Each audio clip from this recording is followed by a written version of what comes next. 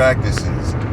I've had a few guys over the last few months ask me about this, and just here and there. I've never really explained what I meant by joint practices. So when I say joint practices, what does that mean? So the word joint, it means to combine two entities. So that's all it means. Joint practices means you're combining two teams together to practice together. So for instance, at the Division II level in college, we wouldn't do it. We would only do it during premier games and playoff games.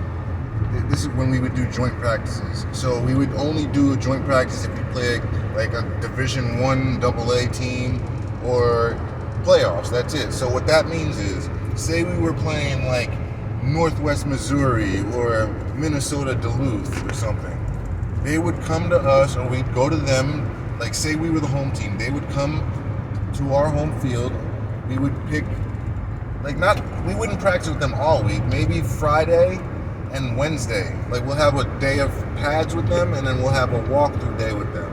And basically, what happens during that time, we go through our game plan. We don't say it out loud, but it's run through in a it's called a bird dog, where you walk through everything and you go through your steps. So we bird dog everything. So basically our main plays. So the guys would just remember, we would remember these plays and these steps and these formations. So when the time comes in the game, we would remember, oh, this is what they did. And it would end up being that play. And it would come down to who remembered and who's going to make that play. But at the NFL level, I'd imagine that when they do these bird dogs, they're actually telling these guys, in the third quarter, we're going to run this play at this time. So this is what we need at this time. So that's how they're always able to get the correct points, the correct numbers. That's why teams are always able to get the right amount of points every game. It's because it's all sequential. If we can do it at the Division II level, what do you think they're doing at the Division I level in the NFL? It's more extensive. They probably practice even longer than 2 days.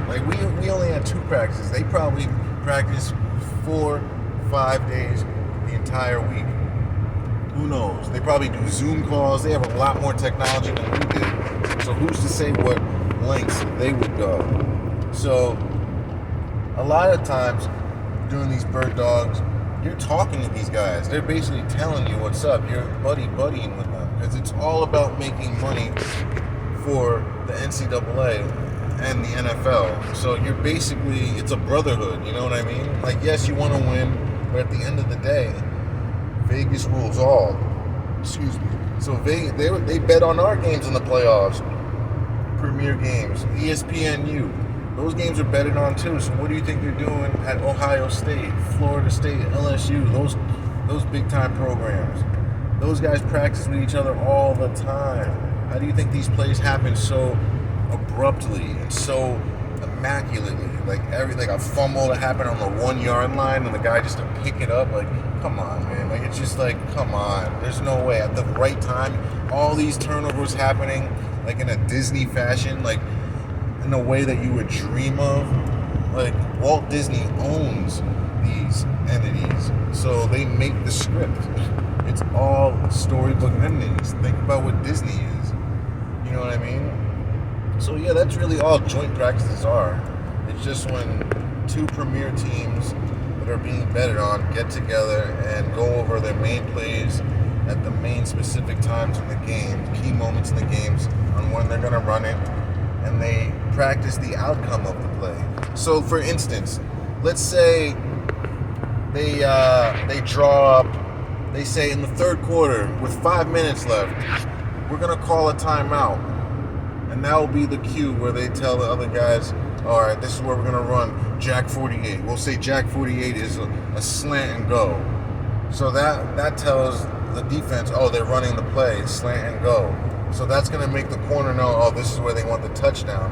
So the corner will end up biting on the slant, thinking it's a slant, but then the guy's running a slant and go on him, and then he'll go up the field, and everyone will bite on the slant and make it look like they got faked out. But really, they knew the play was coming. They had to just sell it and make it look like they were just fooled. it was just a give up touchdown. So that's really how they score so easily in the NFL. Just guys giving plays away, doing stuff on purpose, not reading their keys, not doing stuff they're taught. Defensive ends crashing inside when you're an outside contained primarily all the time. It's just little things like that, guys. But yeah, that's basically what a joint practice is. I mean, if you have any more questions, feel free to ask. I have no problems answering any of those questions.